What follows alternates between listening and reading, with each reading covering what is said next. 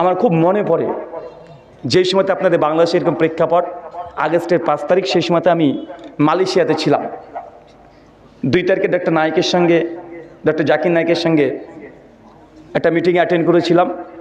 আর 3 তারিখে বাংলাদেশের বিখ্যাত আলোচক শেখ মিজানুর রহমান আজহারি হাফেজাহুল্লাহ, তার সঙ্গে মালয়েশিয়াতে সাক্ষাৎ হয়েছিল। তো সেই সময় আমি দেখছি যে গোটা বিশ্বের মিডিয়া একদিন শকুনের মতো বাংলাদেশের দিকে নজর।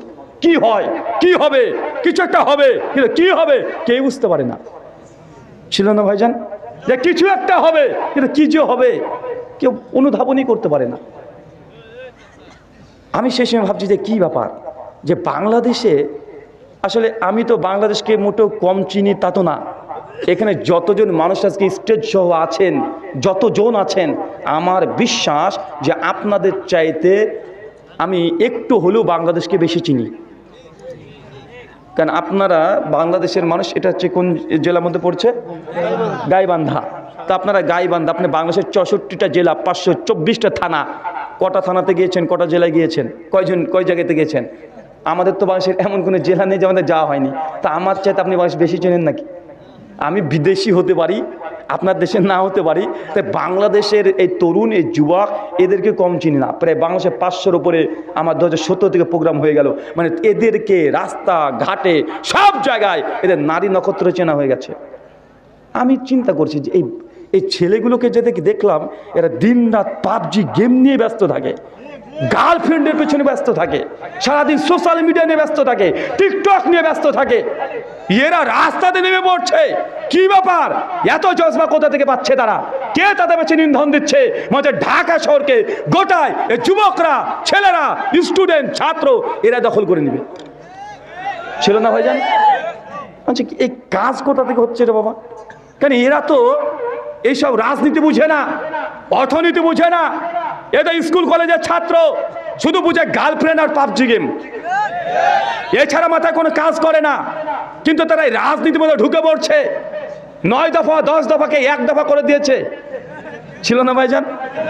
আরে হঠাৎ করে 6 তারিখ ঢাকাতে যাবে, এটাই প্রচার হয়েছে, পোস্টার হয়ে গেছে, লিখিত আকারে, পেপার, পত্রিকা, সব জায়গায়।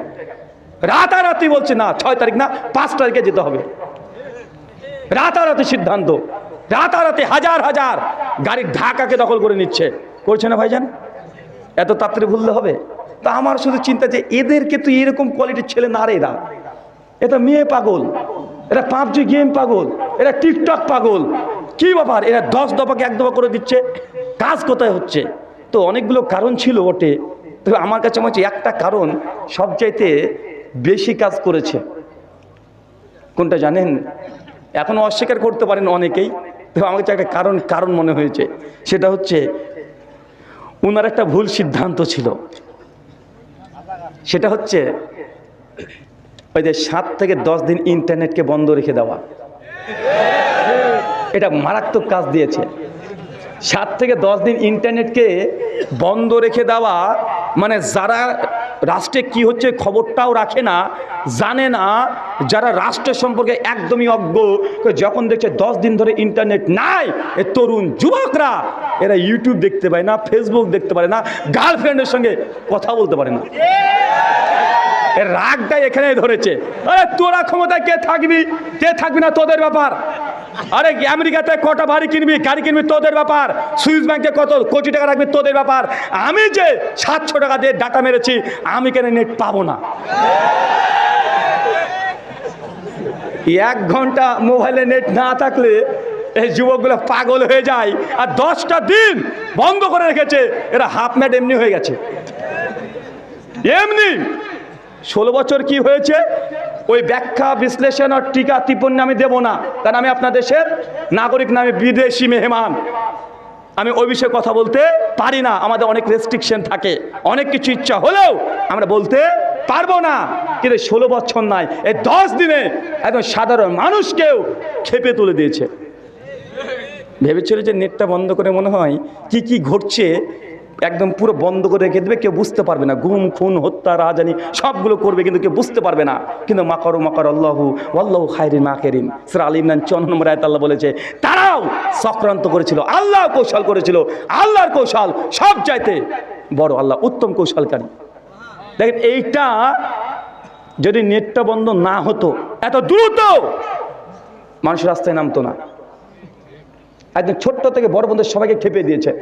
10 দিন ধরে যারা ইন্টারনেটে বিজনেস করে তার ব্যবসা বন্ধ।